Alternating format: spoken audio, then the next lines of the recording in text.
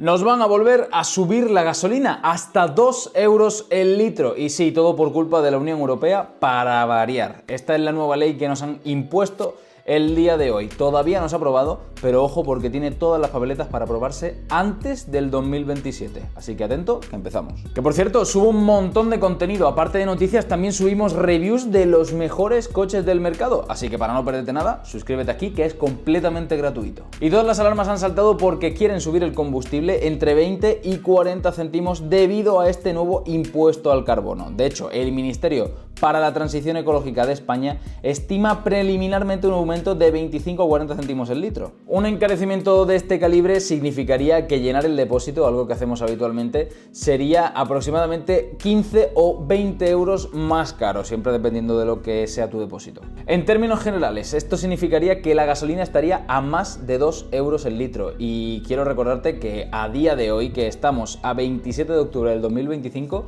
la gasolina está más o menos a 1,40 dependiendo de tu barrio. El nuevo impuesto se llama ETS2, que por cierto, vaya nombrecito, y viene de las siglas en inglés de Emissions Trading System 2. Un nuevo sistema para medir las emisiones, básicamente. La Unión Europea implementará para los combustibles de transporte y de la calefacción. No es un impuesto tradicional, sino un sistema Cap and Trade. Básicamente amplía la ley que ya teníamos hasta ahora para nuevos sectores, para que aquí no se escape nadie de pagar. Por primera vez los combustibles utilizados en el transporte por carretera y en edificios residenciales, como la gasolina, el diésel o el gas natural, estarán sujetos a pagar por sus emisiones de CO2. Pero ojo que no seremos nosotros, los ciudadanos, quien pagaremos directamente estos bonos de CO2, digamos, sino que van a ser directamente los distribuidores, como por ejemplo aquí en España serían Repsol o Mueve, la antigua Cepsa. La Unión Europea fijará un tope total de CO2 para estos sectores, que irá bajando cada año. El objetivo oficial es reducir las emisiones de CO2 en un 43% para el año 2030, algo que yo creo que es un poquito dar un paso demasiado grande. Y ojo que si una empresa quiere contaminar más, es decir, emitir más CO2, va a tener que comprarle estos bonos a otras empresas que emitan menos. Y aquí se abre una verdadera línea de negocio como la que actualmente tiene Tesla, que le vende bonos de CO2 a un montón de marcas. Y enero del año 2027 es la fecha prevista para que entre el ETS2 plenamente en vigor. Existe una cláusula de salvaguarda que si en 2026 los precios de las energías están excepcionalmente altos, la introducción podría posponerse a 2028. Pero actualmente en 2025 empieza la fase preparatoria. Las empresas deberán monitorizar y reportar todas sus emisiones. Y en 2027, el primer año operativo de esta nueva ley, se subastará un 30% más de lo normal de permisos para dar un poco de liquidez al mercado. Además, durante los primeros años, si el precio del carbono excede cierto umbral, 40 euros por tonelada ajustado a precio de 2020, la Unión Europea inyectará permisos adicionales para frenar las subidas desorbitadas. Este nuevo impuesto lo que hace es que por contaminar al final acabes pagando, y sobre todo en estos sectores en los cuales antes no había que pagar, como por ejemplo por la calefacción de tu casa. Pero vamos a lo importante, vamos a lo que nos duele. ¿Cuánto nos va a costar este nuevo impuesto? ¿Cuánto vamos a tener que pagar por ello? Pues bueno, un estudio que se ha hecho desde Bélgica dice que un hogar medio pagará entre 250 y 400 euros más al año por sus energías, es decir, por el carburante y sobre todo también por la calefacción, una vez entre en vigor esta nueva ley, el ETS2. Son cifras que dan una idea del impacto directo en una factura anual familiar promedio. Unos 400 euros al año, al final a mí me dolerían. Y para poner en perspectiva estas cifras, en el año 2022, durante la crisis energética que vivimos en España, el precio de la gasolina rozó los 2 euros, incluyendo las ayudas estatales, algo que fue muy excepcional. Y este recargo que nos quieren poner de unos 30 o 40 céntimos el litro, pues actualmente en España, que tenemos la gasolina a más o menos 1,45, estaríamos hablando de que se nos pondría la gasolina fácilmente en 1,80 € el litro. Algo que si inflamos un poquito más el mercado, más o menos estaríamos rozando los 2 euros el litro para antes de que acabe el año, que es una barbaridad.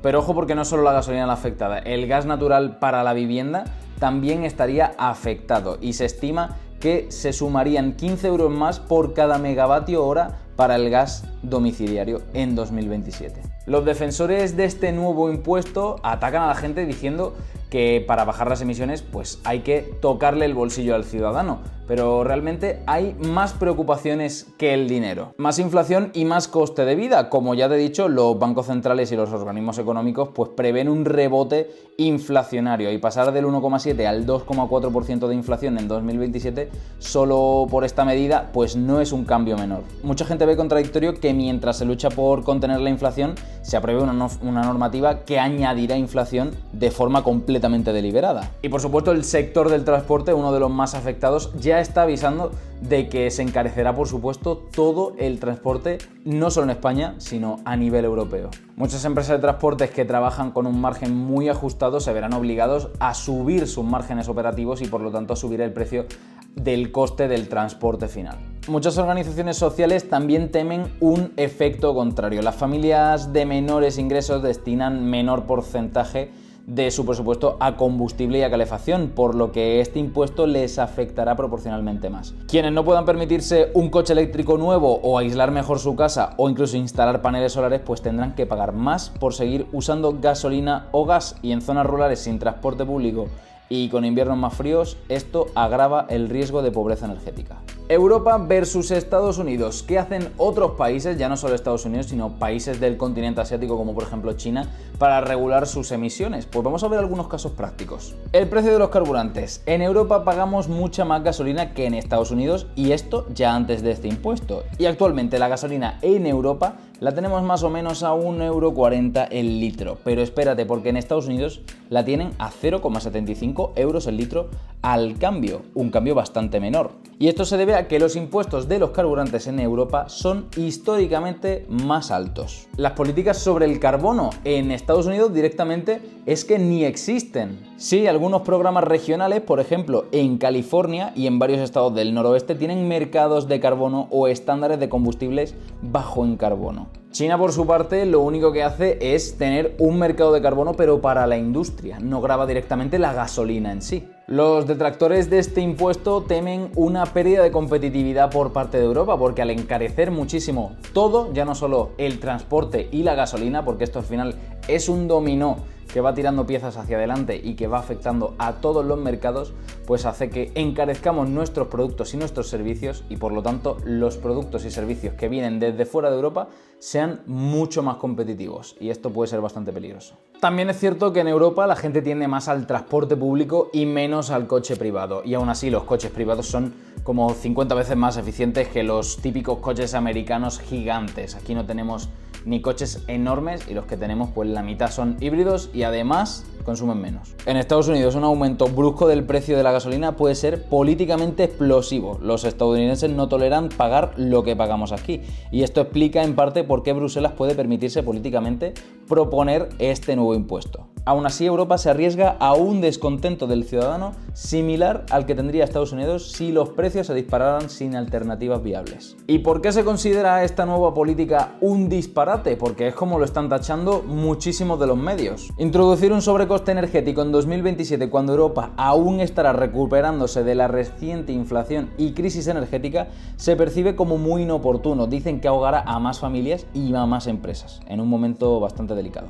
Porque penaliza al consumidor, que es el más importante en esta cadena, y además sin dar alternativas viables. Si ya hubiera más opciones masivas y asequibles como coches eléctricos baratos, transporte público impecable en todos los lados o casas muy eficientes, encarecer lo viejo impulsaría el cambio. Pero la realidad es que en el 2027 muchos no tendrán más remedio que seguir echando gasolina o gasoil y pagar más por ello. Pagan más, pero no contaminan menos, que al final es uno de los cometidos de esta ley. Además, algunas personas ven este nuevo ETS2, este nuevo impuesto, como simplemente una herramienta de financiación estatal, más que nada para cobrar más impuestos. Si la mitad del dinero se destina a otros fines o se malgasta, el ciudadano habrá pagado más por nada. Desconfianza es la palabra. Y no nos vamos a meter en política, ni para un lado ni para otro, pero vamos a ser muy claros. Encarecer lo que tenemos actualmente sin mucha más alternativa es realmente pegarse un tiro en el pie, y sobre todo para los ciudadanos. Los políticos, la verdad es que creo que no predican del todo con el ejemplo, y aquí suelto un poco la crítica al aire, pero realmente tendrían que abogar más por la nueva tecnología que no contamine y tengamos unas nuevas alternativas viables y que realmente sean baratas y eficaces, antes de intentar prohibir lo antiguo, porque realmente cuando encareces algo de esta forma, lo que estás haciendo es hacerlo prohibitivo para muchas familias. Así que esto ha sido todo por hoy, nos vemos en los siguientes vídeos. Recuerda suscribirte aquí en Motor22 para no perderte ningún tipo de contenido. Ya sabes que subo un montón de contenido y sobre todo activa la campanita. Así que nos vemos en el siguiente vídeo. Hasta luego.